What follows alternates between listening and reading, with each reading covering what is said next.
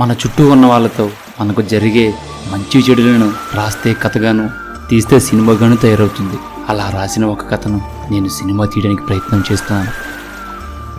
నా పేరు కుమార్ వర్మ సార్. నేను ఇప్పటివరకు 40 షార్ట్ ఫిల్మ్ తీశాను. ఇప్పుడైతే నేను ఒక సినిమా కథ రాసుకున్నాను సార్. కథ అయితే చాలా బాగుంటుంది సార్. సూపర్ హిట్ అవుతుంది సార్. నన్ను నమ్మండి సార్. తమ్ముడు, కథ రాసుకుని కూడా సార్ నా కథ సూపర్ హిట్టే అనుకుంటాడు, కానీ సినిమా తీసాకే కానీ తెలియదు దాని అంటారు. అయినా నువ్వు కథ చెప్పు, విందాం. కథ నచ్చిందనుకో సినిమా చేస్తా, నచ్చలేదనుకో జీవితంలో నాకు నీకు కనబడకూడదు.